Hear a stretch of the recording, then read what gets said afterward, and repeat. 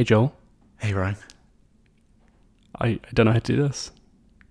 I believe that we have the power. We really don't. I was thinking earlier, I was like, okay, I could do a funny intro where I say, kids, it's so important to back up your files. Or I could do another, because otherwise Angel will get his soul stuck forever, There's a whole thing, make sure you keep your files in your computer and not your monitor, Exactly. And I was thinking of another thing. I was like, oh, maybe I'll just try to do the same bit again that I did yesterday. that works so well. Yeah, exactly. Yeah. But no, there's no way to do this. Hello, I'm Brian. I'm Joel. This is Buffy Boys, and we're broke. We're broke. I liked this episode a couple of days ago. Don't anymore. Welcome to Buffy Boys, your weekly review of Buffy the Vampire Slayer from a queer, feminist and literary perspective. And tonight we are reviewing episode 19 of season 2, I Only Have Eyes for You, Redux. We were not, how you say, successful in correctly saving the first time we did this episode, so we are going to give a masterclass in doing the same thing twice but equally as interesting. If it sounds like we're trying to tell each other facts that we already know and we're just saying the words, it's because we are. Yeah, and that's a very nice use of the word we, Joel. Our cat's going crazy Because he knows about how you're about to betray me and he's trying to warn me. Yeah, but Joel, you're too fond of Cut Copy. It's efficient. And I don't mean the band. Is that a band? Yeah, they're really good. When you're weird. They're actually playing here in a couple bands. weeks. Yeah. Yes, so we have done this episode. We did a dry run of this episode. We did a dress rehearsal. Yeah, sure. And now we're saying, what would Buffy do? Cry, probably. Jump into a big sparkling light. Is that an option? Can I throw myself to my death? Yeah. And still get a cool headstone out of it? Sure. Okay. But we are, of course, talking about I Only Have Eyes for You, which is an episode which is about the thing you're about to summarize for us in the Buffy Ann summary. Yeah, sure. Okay. So, I never know what order to do this in, but let's go for the Buffy Ann summary first. So, I Only Have Eyes for You. Supernatural events at Sunnydale High are caused by ghosts of a student who shot his teacher lover and himself in the 50s. Giles briefly thinks that the ghost is Jenny. Buffy learns forgiveness. The attempted exorcism culminates in Buffy's possession by the boy, Angelus's by the woman. And Angelus's You're right. Angelus's invulnerability to bullets breaks the cycle of repetition and frees the ghosts. Okay. Now, Brian, I just off the top of my head, I have to know, is a teacher hyphen lover or teacher / lover? Neither, Joel. It's teacher space lover. Teacher space lover. Yep. That's an important distinction. The first time you read that summary yesterday, you also said Angel's invisibility to bullocks, which I thought was a much better read. Yeah. That's hilarious. And actually, what I didn't mention in the first time loop about Angel's invisibility to bullocks is avid Buffy Boys fan Emma reminded me the other day that in Angel in the TV show, when he starts off in the first couple of episons, he is straight up superhuman. He can jump 20 feet in the air. He has a grappling hook. He's a grappling hook. He can fly. He can move at a flash-like speeds, and we see none of that alacrity or dexterity in this particular episode. Yeah. So this is season 2, episode 19. It was first aired on April 28th, 1998. It was written by Marty Noxon, who we've had a few times, will be showrunner. You started following her on Twitter. It's pretty cool. She's pretty cool. And it was directed by James Whitmore Jr., who is an actor and director. Mm. He acted and directed in the original Battlestar Galactica and Quantum Leap, which is kind of cool. He directed the last ever episode of Quantum Leap, so well done him, and the last ever episode of Dawson's Creek. He directed an episode in season 2 of The Good Fight, and he did 12 episodes of of The Good Wife generally, including one really good episode called Hitting the Fan, which, if you've seen The Good Wife, and you should watch The Good Wife, it's fucking great. It should be called The Great Wife, but it's Hitting the Fan is the one where all the shit hits the fan in season 5. It's fucking good. It's very operatic. It really is. It has lots of Baroque music and lots of like full on or basically front facing shots. I'm not sure what they call that. Portrait shots, or basically just like the shots where the character's looking straight into the camera and there's nothing else there. Sure, Brian, you know what I always say: if it's not Baroque, don't fix it. And yeah, okay. He also directed 4 episodes of Dead Like Me. He directed 5 episodes of Buffy, including The Zeppo, which is obviously great. And his father was James Whitmore, who was Brooks in Shawshank Redemption, who is the old man who kills himself when he can't make it work on the outside, basically. Is that why there was that very inexplicable Dawson's Creek Quantum Leap crossover? It is. This is actually the reason for it. He wanted to jam his two properties together so that it'll all be taking place inside of a snow globe. A snow globe, exactly. That's a reference for all our fans who are watching sitcoms or soap operas in the 1980s. Exactly. So basically, in summary, what we have here as an episode is we have ghosts of a high school student in 1955 who fell in love with his teacher James, and his teacher Grace, and they have a star-crossed love affair which ends tragically when he kills her and then kills himself. She breaks up with him, he kills her. He kills her, And these ghosts on the anniversary of the Sadie Hawkins dance are possessing various Sunnydale Hylians and reenacting these final moments until we have the crescendo where they possess they gender swap and possess Angel and also Buffy, which allows them to break the cycle. Was that an intentional Zelda reference? I would love to say yes, but it wasn't. Yeah, no, I know. Yeah, but Hylians. Yeah, okay. I'm getting it now. I always think there's like a T-shirt there to be made, where it's like, hey Link, do you think that's likely this will happen? And he says, highly unlikely. Ugh. So this episode, as I described the first time, for some reason, Fighting the Forces is this really good book about Buffy, and it's edited by Rhonda Wilcox and David Lavery. It's a really good collection of essays, like touches on all sorts of good social issues, it's the source of many of the essays that I refer to in this podcasty. And unfortunately, when I went to the index for this episode, because it's really hard to find stuff specific to each episode unless you have really good indices. That's what indices are for. Yeah, exactly. This one instead did not have an index for this episode, so it just got skipped somehow. So I did my best and found a couple of small references to it, but otherwise it's going to be slightly light on the critical analysis. That's not just from my brain, so i.e. it won't have very good critical analysis, and I'm sorry. Well, no, like I said before, Brian, you're just giving it to us raw and unfettered and now second drafted. So you've had an entire day to think over your opinions for this. So I'm expecting something really critically just nuanced and really chef's kiss. I'd rather die. What I will point out, because I think I've already made the mistake of calling James and Grace ghosts, when more specifically it is a poltergeist situation. It sure is. Now, I think from a supernatural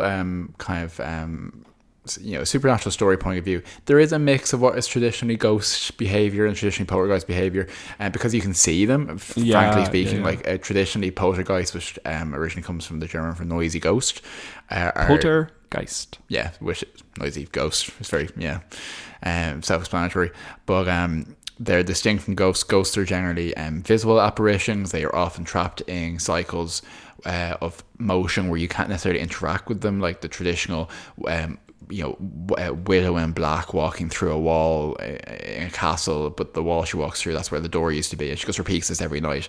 Poltergeists are the opposite of that. They're usually entirely invisible and also very telekinetic, as in they actually move things, and they're associated with quite a bit of rage. Yeah, sure. So like poltergeists will be kind of like fueled by rage, and ghosts would generally be seen as being lost souls to some degree. Sure. And they meld that to a certain degree here for I think appropriate narrative effect. But what I think is interesting is the thing that one of the things that's most often associated with poltergeists is either supernaturally or sociologically. They're often associated with girls, teenage girls, because it's either the theory that if this stuff is real, that it's the onset of puberty and the strong hormonal emotions that allows them able to tap into either actual spirits or some actual psychic abilities, that they have some higher functions, or conversely that girls around this age, the reason why these potentially false poltergeist happening is also just for other teenage issues that cause them to draw attention to themselves. But historically, in cases where people claimed poltergeist, it often is centered around teenage girls, which is obviously quite interesting, because we have our Slayer, our chosen one, who is very much of that ken. Yeah, so apparently Marty Noxon, when writing this episode, was primarily influenced by the 1982 movie Poltergeist and Truly Madly Deeply, which is a really good... a really weird British movie from the late 80s or early 90s, I can never remember, with Alan Rickman, where he dies and he basically comes to hang out with his ex-girlfriend or ex-fiancée. I don't think they're married. Maybe they are. Anyway, but he plays cello, or they both play cello. Someone plays a cello, and it's very moving, and he tries to help her get over him and to start dating again and all the stuff. It's really nice. Hanging out is like a much less like dramatic interpretation of a haunting. It's very casual. Yeah. I suppose it's the idea of reconciliation. But of course, Poltergeist, great movie. Yeah, if you haven't seen it, or you haven't seen it recently, go off and watch it again. It's fucked. In the course of researching this episode, I have read about this Poltergeist curse. What accent was that? Curse. But like it's terrifying, like the amount of people who involved with the film Poltergeist who have died from various mysterious reasons. So the suggestion for this is there's a scene in Poltergeist where there's a pool being dug in the back garden, and the whole thing of Poltergeist is the actual original, the land is haunted because it is stolen. It's on an Indian burial ground, and essentially when at one point the pool floods with rainwater, and from the ground of the pool, of the recently dug pool, like corpses and skeletons start to float up, and it turns out that the skeletons they used in the filming of this just so happened to be real actual human skeletons, which just seems ill-advised in the sense that surely they would be damaged by the filming. But I think the myth has been that this is why everyone involved with it was cursed. Yeah, because the young woman, or sorry, one of the younger daughters in it. Yeah. Sorry, not. I think the elder daughter in the movie that year it was released was like brutally murdered. But and then we're winding down like an old VHS tape, right? Yep. And the youngest daughter, who like talks to the TV, she died in 1988 or so from like a pulmonary embolism, misdiagnosed issue. And she died of like septicemia or something. Yeah, it was really really gross stuff. But yeah, there you go, Poltergeist. Yeah. But yeah, and Marty Noxon has said that basically kind of her family has a lot of she sees her own relations in this episode, and she relates it to basically the kind of the need for resolution and trying to see things through. Yeah. So that's pretty cool. So I think very much we enjoyed the episode for a number of reasons, but it really taps into, I suppose, the core thing we're trying to look at here, which is there's a lot of interesting development, both emotionally in terms of trauma theory and stuff like that, which we'll talk about in a little bit. But from a gender point of view, it's obviously very rich, because you have not only the recursively repeating politics of this younger student who is in what is ostensibly in like an inappropriate power relationship with an older woman, but who obviously portrays quite a lot of toxic masculinity and how he acts, and this playing out in various iterations until eventually we have an interesting lens by which it's gender flipped, and Buffy plays out what she feels to be her kind of culpable or abusive almost role in the situation with Angel, although Angel is obviously acting out this very aggressive role towards her.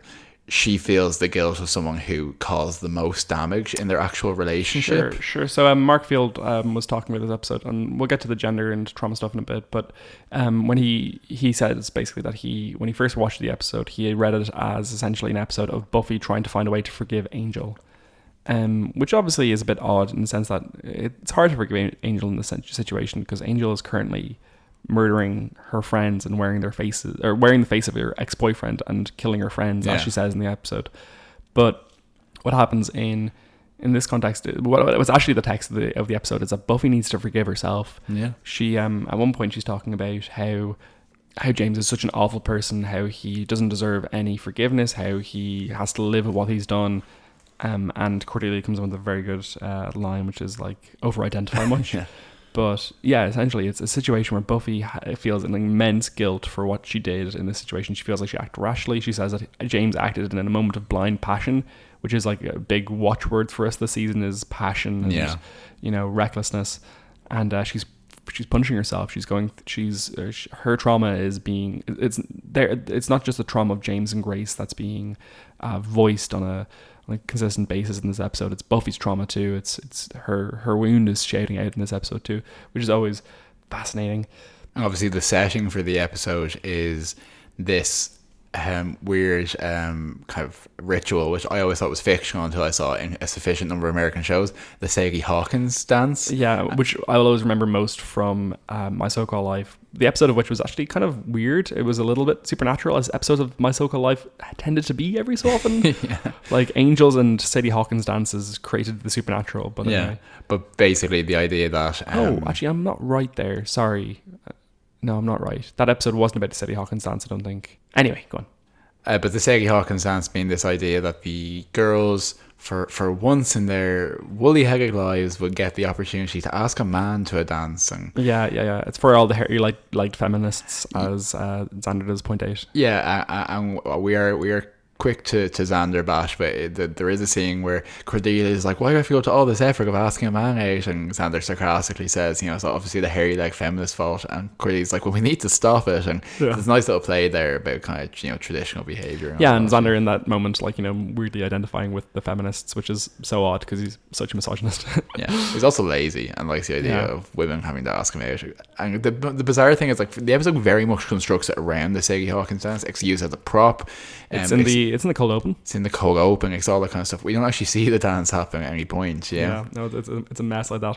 But I mean, it does introduce a very important theme for the episode, which is that of gender reversal and being able to view things from another perspective to gain this kind of parity of genders.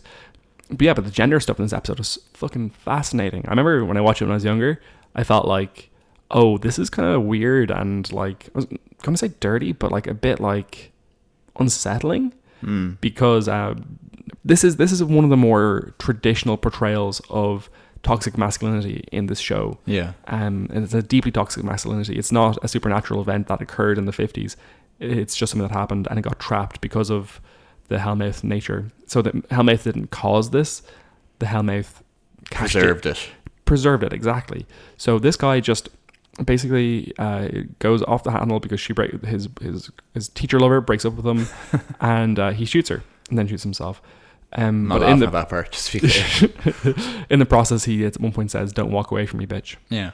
And when Buffy is reenacting the scene with Angel so that they can close the cycle, she shouts at him, and in that scene they have they're flipping backwards and forwards between the 50s scene and Angel and Buffy's scene, and they're like, they're doing that thing where, like, part of the line will be spoken by James and the next part will be spoken by Buffy. And so James shouts, "Don't walk away from me," and then Buffy shouts, "Bitch." I remember that so much from when I was younger. I was like, oh wow, because it felt like so inappropriate in Buffy's mouth. Yeah, that kind of it would usually be Willow saying that kind of thing. These jokes are so much worse the second time around. You've no fucking idea. I still think that's funny.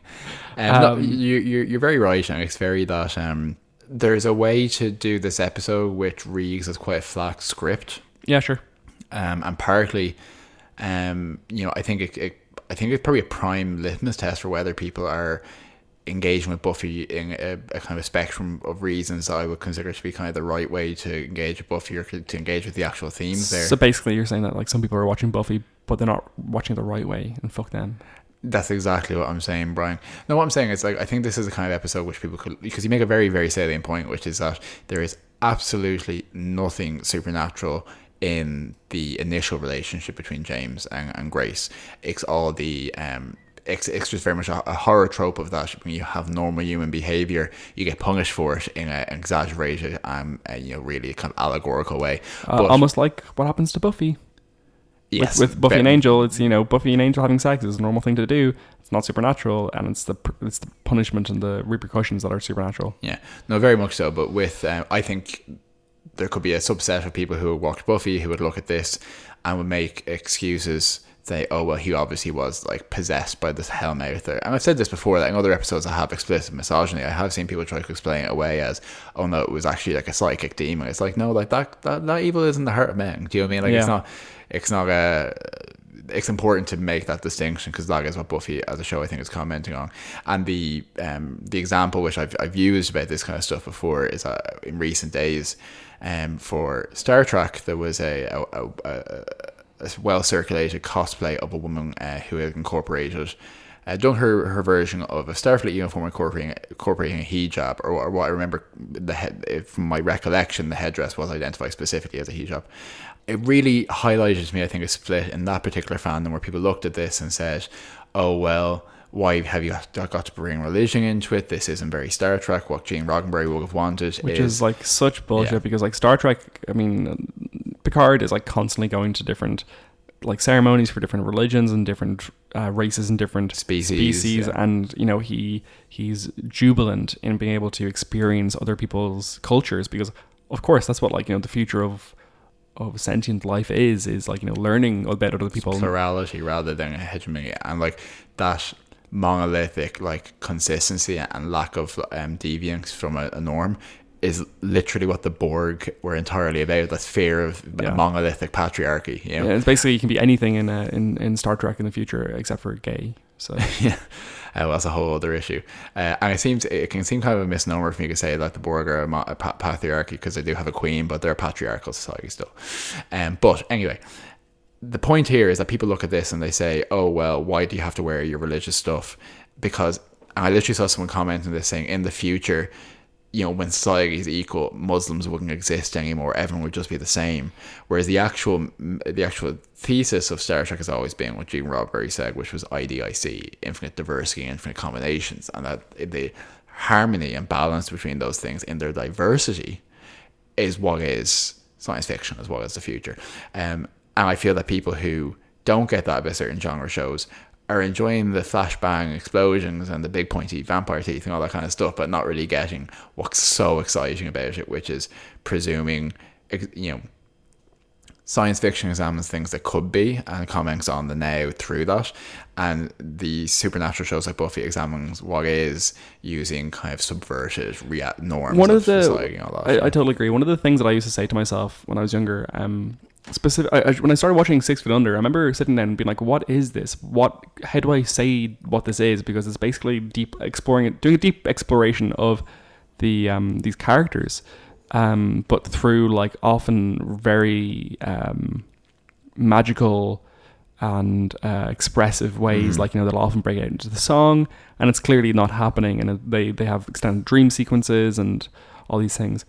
And the kind of, what I remember coming to at the time was that it was a psychological realism was what it was.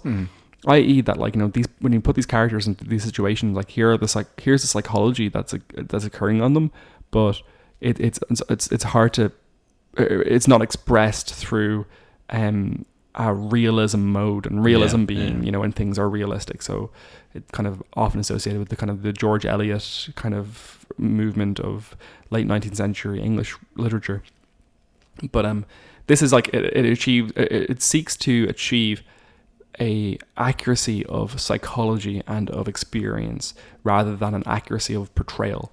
And Buffy does that, I think. Buffy is such a psychologically realist text. Yeah. You know, if you put this girl in this situation, this is what happens, and this is what we can explore through that. And I think, this is it's cool. Definitely. I think one of the really active elements of this, which I found quite surprising, is, you know, in any expression of kind of a gender dynamic like this, you have to think about the power, and how gender is power, and how social relationships are power. And one of the big elements there is going to be the fact that while Grace is, in my interpretation, a young teacher, maybe mid to late 20s, and James is, you know, a senior, so 17 or 18, it is an inappropriate relationship in terms of power dynamic. He is, if not, I'm not sure if they say specifically if he's actually a minor, but he's definitely a child. And furthermore, she has a duty of care being a teacher. So, I mean, like, you know, that's one of the situations where there's a very specific, important divide of power, and that like there are laws there that you like, and codes of ethics there that you don't see with your students, not because often that it's illegal, but because it's wrong, because they see you as a guardian figure. And, but the issue with Buffy, I had this the portrayal, and what complicates it is the show does absolve this kind of relationship in Buffy and Angel, because I know people make jokes about it and there's allusions to it, but if you take Giles, for example, Giles is a very measured figure in Buffy's life, and is almost always quite measured in his judgments. Well, he thinks that this is potentially, their relationship was potentially ill-advised for other supernatural reasons. Doesn't comment on the fact that he is 210 years older than her. And if we take logically that there is a duty of care, and that the difficulty with experiences that are that far removed is that the experience that the older person has is a factor. Like, definitely we have to say that exponentially that's the case for Angel. So when you look at James and Grace in this episode, you almost forget that to a certain degree that this is actually a really inappropriate relationship as opposed to like a forbidden love, because Buffy does trade on this concept of that love can transcend death and age and all this kind of stuff. So it's an odd one. It's very much a suspension of disbelief to some degree, because I often wonder, is the fact that they said it in 1955 to add to that concept of like, people wouldn't understand now because it's the 50s, or more so than it just being a period. Well, piece. There's a couple of things there. I mean, it's important to know that David Boreanaz plays a blinder in this episode. He gives a stunning performance. And apparently Joss Whedon has said it a couple of times that this was the episode when he watched David Boreanaz slip into the Grace role, essentially. That was the moment that he realized that David Boreanaz could carry his own show, which is impressive. But there's a couple of things. The 50s stuff, I mean, it very nicely shoehorns in the A Farewell to Arms reference, which is basically Grace has given James a book, which is A Farewell to Arms, which of course is Ernest Hemingway's book about the Spanish Civil War, I think, but maybe not. But where he falls in love with an older woman, and it's semi-autobiographical, and she dies, and he blames himself for the death. So very clear connotations there. Yeah, but it's kind of like that time my English teacher in school gave me a copy of Maurice. Really? No, not at all. That's Jesus just a funny Christ, joke. It's a funny joke. I'll tell you other funny joke. Fresh joke. Tell your funny joke about no, because like Farewell to Arms. When I see Farewell to Arms, and that's a beautiful interpretation of that scene, Brian, and it's a very pertinent, nuanced interpretation. When I see A Farewell to Arms, I think of a scene in Evil Dead 2, Dead by Dawn, when Ash saws off his own arm with a chainsaw, because of course his hand has become possessed and wants to kill him, and he traps his hand under a slop bucket and pins it down with a heavy book which says A Farewell to Arms, and that's my entire relationship with that book. The 50 scenes are quite funny as well, because whenever Buffy has to draw a scene in abstract, it gets very like broad strokes, because it's like they're all dressed like it's Hairspray. At one point one of the extras says, David asked you to do a Sadie Hawkins dance, he's so dreamy. He literally says dreamy. Yeah.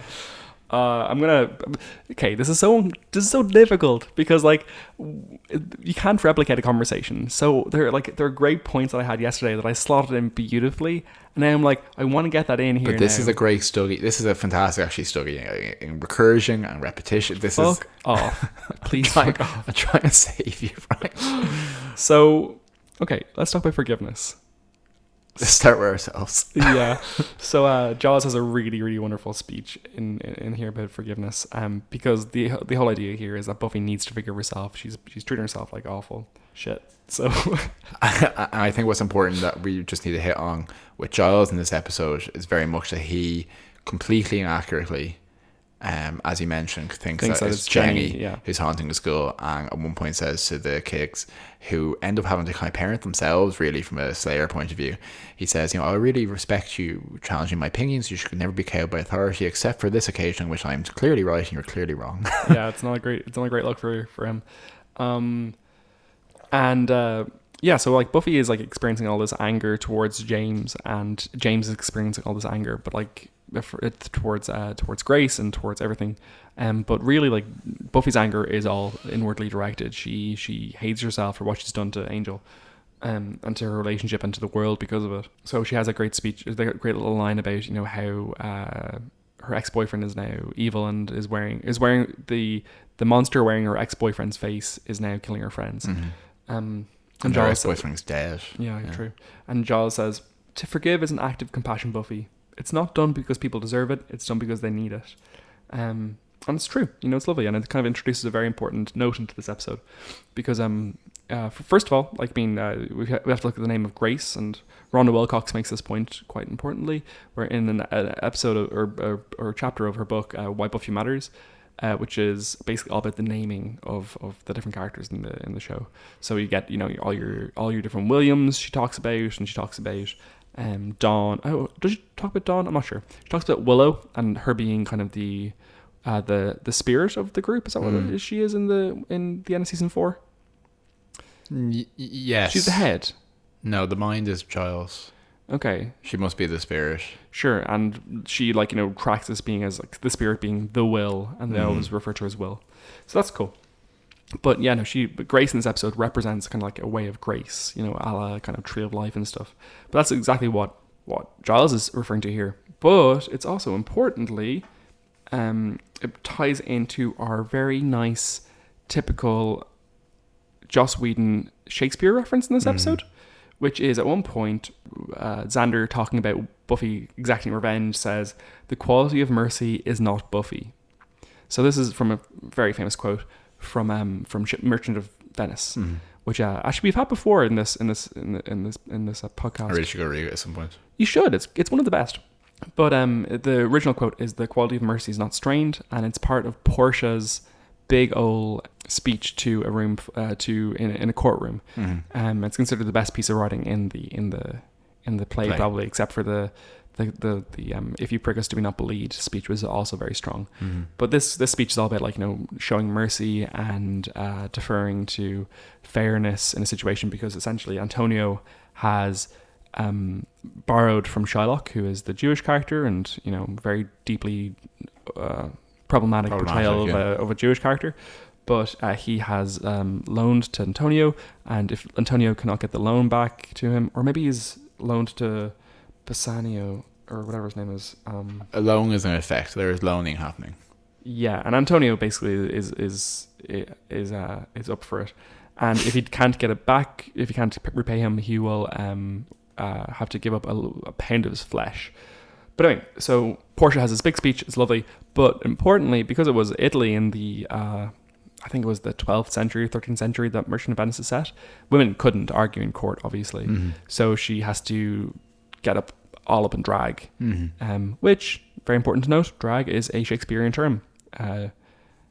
So it's dressed as girl. Yeah. Which is cool. Anyway, so she gets up in drag. And she goes and she argues in the court, and is kind of seen as like a very transgressive act.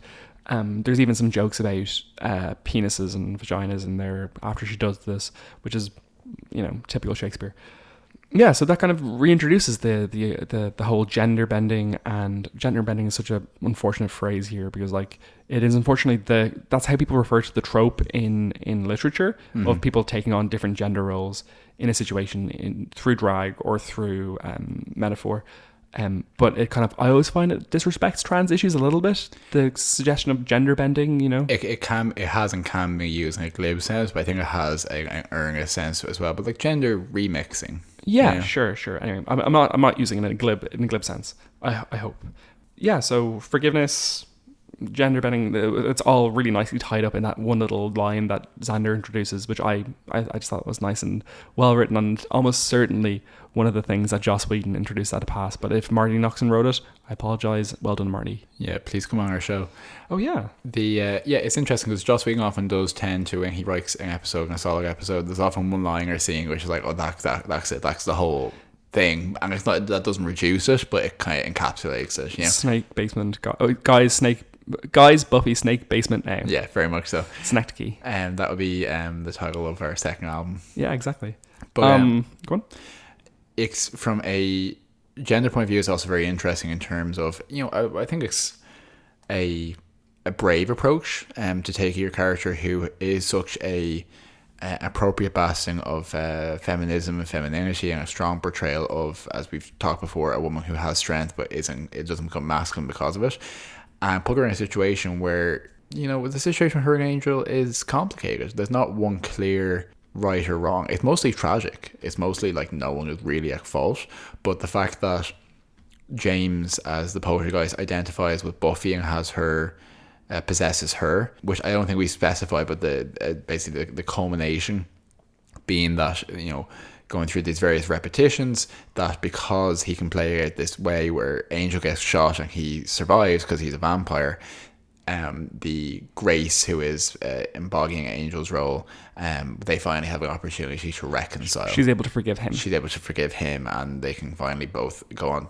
to peace. And it's a little unclear throughout the episode whether it is James who's just there, who's recreating his memory of her, but I think at the end when Giles says they can both find peace, it suggests they both were trapped in this moment. You know, so it's an interesting one, and giving your protagonist in Buffy, at least showing her feeling like she is as bad as this guy who shot a woman and killed himself, you know, is the elevated version of this episode. I agree. I think. Yeah. No, you're right. There's a really nice. There's a very, very sad scene where Giles has basically, when the kids have gone off to exercise the demon themselves, and which is a great scene. It's very like creepy, and they all stand at different points in a triangle to exercise them. And Cordelia has this wonderful line where she says, "I shall totally expel and confront all evil." Exactly. Yeah. Which is wonderful. But at one point, while they're doing this, Giles is in the library trying to do his own spell to contact the spirit of Jenny, and it's very sad. And a couple of points during the episode, Willow has given him one of Jenny's necklaces that he found, and it's a crystal, and it has the rose quartz, and it has a healing properties. Which I'm scoffing at, but that's absolutely fine for the show. I think the audience may actually have heard you roll your eyes. You actually physically rolled your eyes. It was hard. It's hard for me. He goes to communicate with Jenny, and he hears Willow screaming because she starts to get sucked into the ground. She gets Jumanji. Yeah, but also a specific poltergeist as well. Poltergeist reference. So he goes to get her, and he pulls her out, and they kind of fall down the stairs together, and they kind of end up in a bundle. And Willow's crying, and she says, she has a very, very heartbreaking line, which is, "Jenny could never be this mean." And that was a point at which, during the episode, which I teared up a little bit, which was just embarrassing. But and it's very, very sad for right now. I'm imagining this very well acted, because when else can Hagen cries, as we said, you know, it's very difficult to stay dry eyed. When Alison cries, I cry. But this, you know, I'm just imagining this great moment where she says, "Giles, Jelly could never be this mean." Fuck off. But yeah, no. I'm gonna release the other version of this episode, which is just my audio and you very faintly in the background. I'm gonna release that. Like Charlie Brown's mother. But yeah, exactly, because when he hears the fight initially, the second iteration of it, where the janitor and the very Fargo, "Oh hi, Mrs. Frank," fight, he hears that, he looks up and he's like, "Jenny?" And it's so clearly not her. Like, none of the evidence points towards her. And it kind of, I think it's something very deft that Buffy does as a show, because you have, in these very, very small increments, the characters get their character development, because it makes perfect sense that Willow takes over the computer science class, and through that finds access to some of Jenny's files, which apparently which tell her a little bit about magic. And now, because of this, you couldn't create this situation artificially, but because Giles is not mentally present for this, she has to take over the magicking, essentially, of this ritual. And it's kind of the first time they really have to do something so significant without him, because he's not knocked out, he's literally in the next room, he's just useless. And it's quite like, you feel a little bit of fear for them, where, you know, they are kind of the kids, and, you know, Dag isn't around, kind of thing. Yeah. It seems that, like, you know, Jenny's files do still exist, because even though Angel smashed the computer, they still exist. Because as we alluded to earlier, he did just smash the screen and he didn't smash the tower. Like, it's portrayed in some circles as a goof because she's like, oh, I found all these files on her lesson plans on her computer.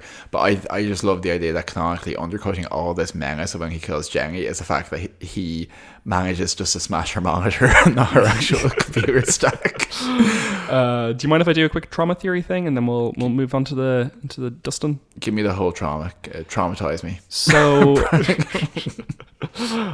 when I refer to trauma theory generally, I'm talking about mainly what I've read of trauma theories, Kathy Carruth, who's just a very good theorist, and it's the kind of exploration of trauma in literature. So how trauma can express itself in a character in a text. So one of the things that she kind of focuses on is that the trauma, the wound of trauma speaks through text, and it speaks repetitiously. It's the continuous repeating of a movement of a voice vocalizing hurt. So that fits in beautifully in this episode. You know, the school is the body, and the wound from which this trauma is recurring is the Hellmouth shouting out this sad star-crossed lover story that gets repeated and repeated over the years, continuously inflicting its pain. But also, I mean, like, you know, that's what Jaws is experiencing there as well, is that he's experiencing this repetition of this trauma of Jenny. He's hearing her voice from the wound, and thinking that he can, like, go find her. And in some ways, that trauma and that loss is all he has left of her. So when he thinks that he can actually communicate with her again, and that he can potentially have more time with her, it's heartbreaking because that's all he has left of her, is that loss and that trauma.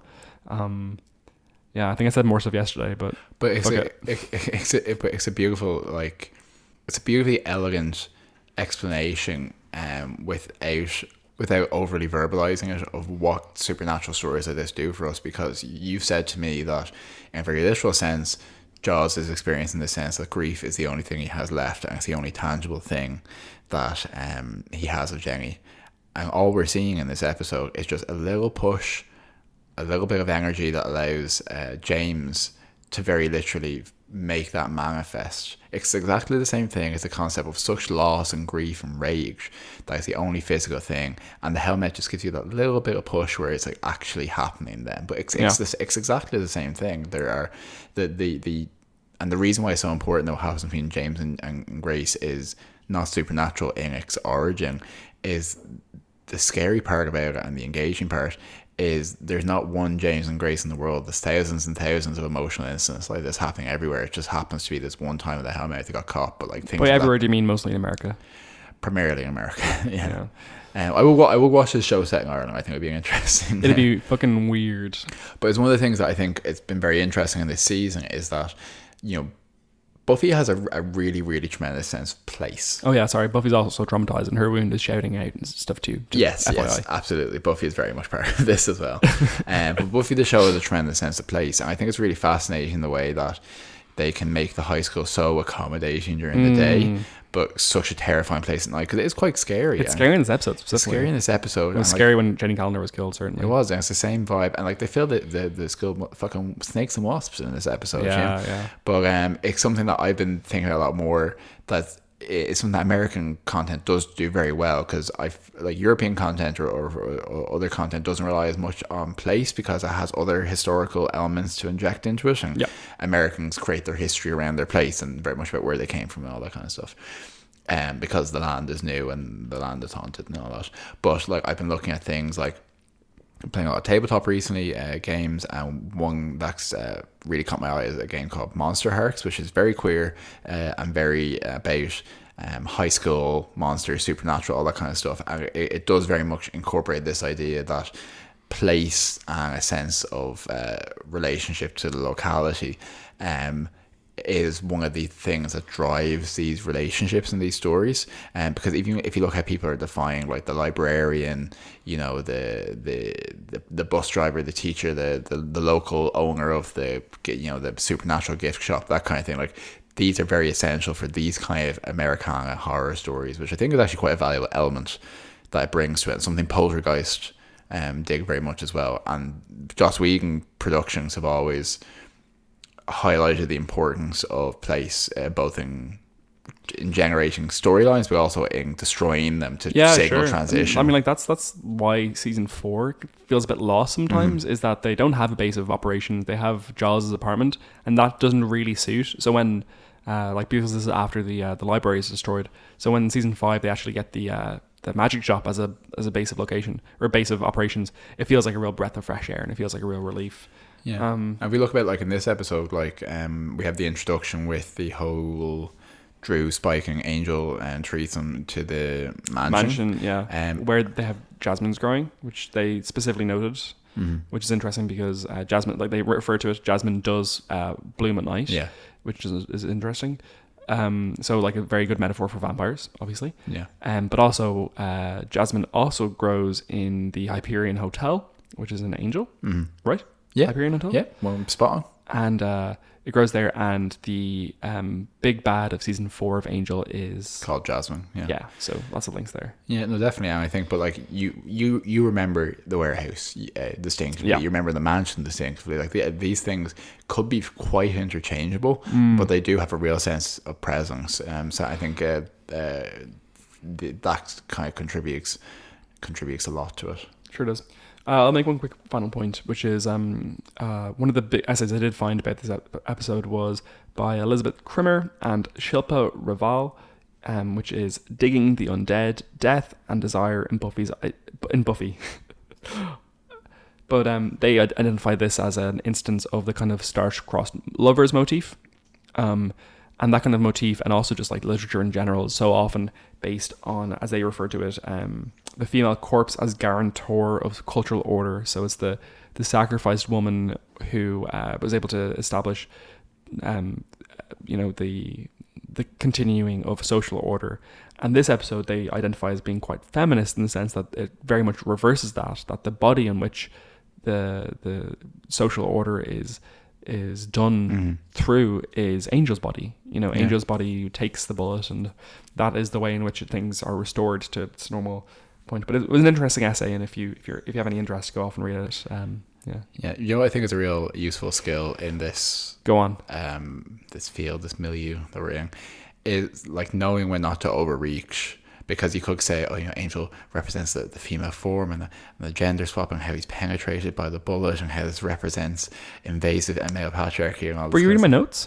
No, I wasn't. Because you specifically very much refused to let me look at your notes. But you'll steal my points. But we wouldn't go that far. My point is, like, some things you can say about gender criticism like this are just not true. Yeah, I know. And are a stretch. And it can be a fantastic exercise to do that stretch, but it is very much like just taking the piss sometimes. Last thing before dusting, Spike stands up. He is healed from his wounds. He no longer is confined to a wheelchair, and it's a great final shot for the episode, him standing up, and like I was like, ooh, this is going places. It's good. It's definitely the most villainously that a person's ever stuck out of a wheelchair. Like usually it's more of a triumphant moment. One last point I would like make before we dust ourselves is that this is another episode that really contributes a lot to this growing theme in this season, which is when it's appropriate for Buffy to need a physical monster to fight, and the importance of making things physical. Because this is again a tension between the certain elements of this that she can stake and other elements which she can't, which have to be resolved. Like, it's really important. I mean, like, the best horror that currently exists is generally situations where there is a reason for the monster to exist. So like if you have a movie like, I'm trying to think of a bad horror movie. Go on, give me one, Joel. A bad horror movie. Oh, let's say, okay, like remember that movie about the escape room movie that we watched a couple weeks ago? What was that called? Oh, Escape Room. Yeah. And the bad guy is the escape room, but it doesn't represent anything. It doesn't. It's no good. Whereas something like It Follows, the thing following is it's like it's the horrifying repercussions of sex or STDs, or the Babadook, which is all about emotional trauma. Yeah, emotional trauma specifically. Yeah. There's we actually may have told a story before We told it yesterday, so we definitely told it then, but we may have told it before yesterday. But Well, I'll address it briefly, but basically at the Babadook, you go, I went to see it the first time with you, and I was very like, oh, this is a spooky film about a spooky monster that's in our house, and it's really scary. And then many moons later, you're saying, oh yeah, it was really interesting in that film. For blah blah blah blah blah. I'm Brian blah blah blah, and you were saying that it's really interesting how none of it actually happened, and it was just her grief. yeah, And I was like, well, go off and watch Babadook if you can. It's wonderful. yeah, that's technically a spoiler, I suppose, but Yeah. we've seen people who have, like themselves, who've seen the whole thing and didn't get it anyway, so it might be useful for you as a primer. I'll be polite. God, savage. When I heard this from you, I was like, what? And I actually found it quite jarring when I rewatched it. I was like, oh my God, my own not prejudices, but my own point of view. You were ready to believe that there's a real monster, and when you found out there wasn't, it was... I was more comfortable with the idea of being like, having a similar perspective to Buffy, that there's physical things you can do and fighting actions, and the idea of something that was so self-generating and something that is so intangible. I had such a blind spot for it that I was actually really took the rug out from under me. Yeah, it was really interesting. It remains one of my favourite, most horrible experiences watching a film. Yeah, that's great. Buffy, so often, I think the reason that they make a tangible monster is so that they can show that the children aren't wrong by being afraid. They are afraid. They're afraid all the time. The children in this book, in this text, and it's because they can see the truth, and the truth is that there are real monsters. Yeah, and ironically, one of the things we were talking about with the last episode was how the actual literal children could see their kind of stuff, and the adults couldn't. But one of the things we find out in this episode, which is quite significant, is that the adults do know about the monsters, and we see that Snyder makes a return in this episode and is generally chewing the scenery. But we see that he is aware that there is a hellmouth, that he's trying to cover it up on behest of the city council. And that's the first mention of, do you want to escalate this to the mayor? Yeah. So they are literally alone in what they're doing. Yep. Okay. Bits. Let's do the Buffy bits. I was going to do a big thing about the different guest actors in this episode, because they're actually great in this episode. So Meredith Salinger, who plays Grace Newman, was in a movie called The Journey of Natty Gann in the 80s, and another movie called Dream a Little Dream. So she was an 80s star, but she's also now married to Patton Oswalt, which is interesting. She's not the wife who wrote the book about the Golden Gate Killer. She's dead now, unfortunately. Golden State or Golden State, you're right, sorry.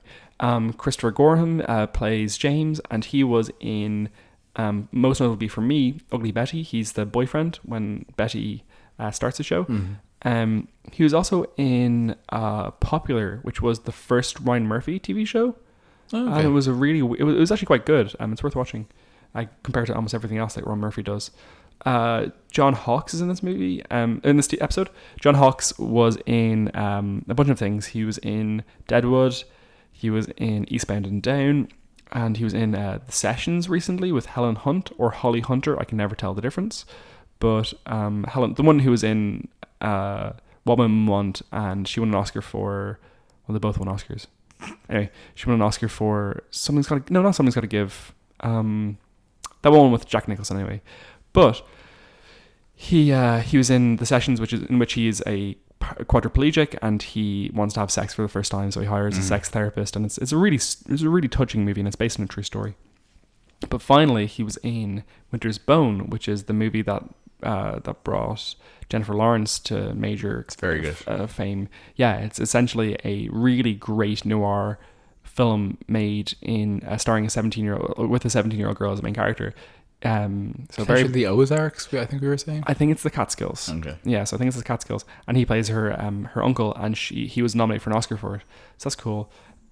Miriam Flynn plays Miss Frank, who is a woman who's killed by the janitor. In this episode. So in one of the cycles, George the janitor kills Miss Frank. Exactly. Yeah. And she was Sister Helen on Grounded for Life, who was the redheaded, remember the redheaded nun? Yeah, so there you go. And finally, I found interesting was that the first guy who gets the gun, or who plays out the cycle, who actually doesn't shoot his equivalent girl, played, he's Brian Poth, and he played Mark Foster in the first season of 6 Feet Under, who is the kid who's gay bashed. Oh right, yeah. Yeah. That's quite a harrowing episode, actually. It's very upsetting because he appears to like he appears in apparitions to David because that's what happens. But Dave's every time he appears, he's like more bashed, beat the shit out of him, basically. Xander makes a network reference in this episode. He says that the poltergeist is feeling dead as hell and isn't going to take it anymore. Yeah, and Buffy makes a reference to one of the assailants OJing his girlfriend, which, while we still get that reference, is a bit dated. And also, not okay, and which I will call out specifically, is Buffy makes a joke about prison rape and says that James deserves to be still alive and making special friends with Ernie, the weightlifter, in jail for 60 years of maximum life. Not great. Which is, what's 25 to life? Is that what I'm trying to 25 to life. Maximum detention, or... Anyway, life in prison? No, there's a maximum. There is a maximum there. But my point is that this is like one of the last bastions of jokes that people feel is like an okay dig to make, and it's just not cool or it's very skeevy. Yeah. Cordelia references The Exorcist at one point in this episode, which is kind of nice. Why was she watching The Exorcist? Who fucking knows? Principal Snyder refers to JFK. He says, "I'm no stranger to conspiracies. I saw JFK," and it was great. I've never seen JFK. Neither have I. Yeah. I know what happens though, to be honest. Look. Do you have any other Buffy bits, Jolie? Do I have any other? If you don't have any pressing ones, I say let's move on. Let's move on.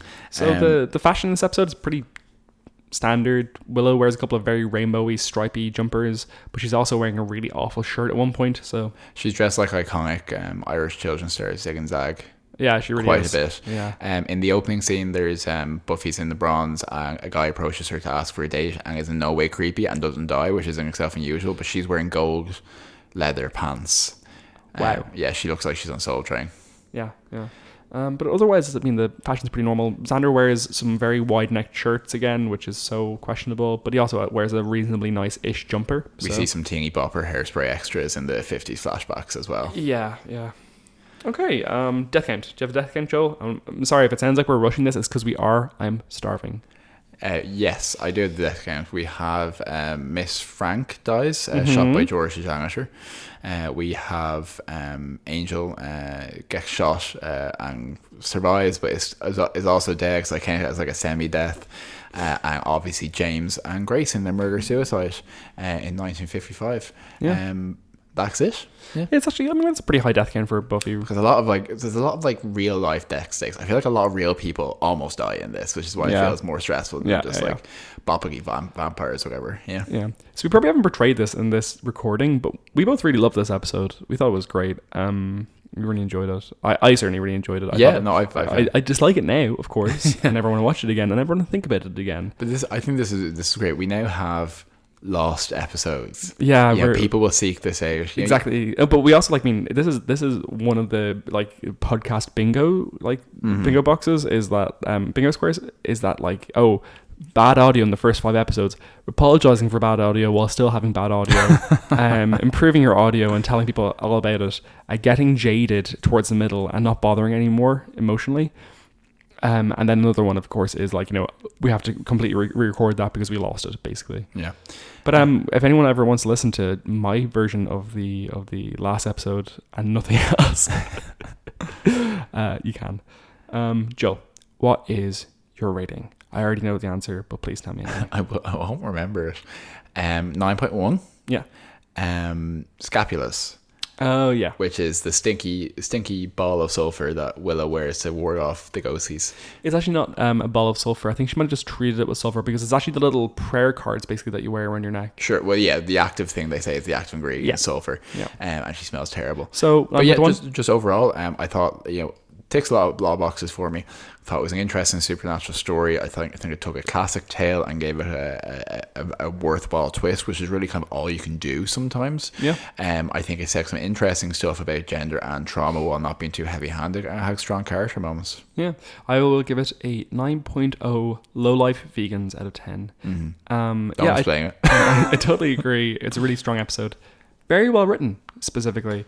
And the fact that they can have this kind of monster of the week sense of things, but tie it back in so closely with the primary movement of the season, and including Angel in a way that's not stale or old in this instance, felt really, really good.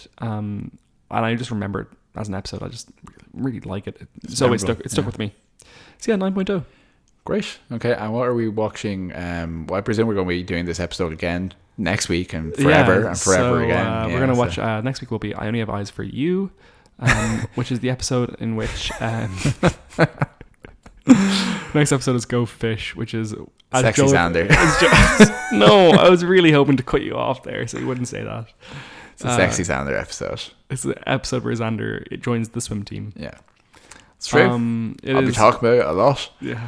If we ever don't do this episode again, we have to record another episode within like 5 days. I know. I'm pumped. I'm really looking forward to it. Okay, thank you very much for listening. Please enjoy the episode. Please tell people about it so it makes it all worth it. Tell your friends. It's not worth it. Tell your friends. Tell the teacher you're having an affair with to listen to Buffy Boys. Your teacher lover. Your teacher space lover. To listen to Buffy Boys, and we will see you next week on the next episode that happens of this podcast. Buffy. Buffy Boys. Buffy Boys. Buffy Boys. See us. I hate me. Oh, did you press record? Fuck off.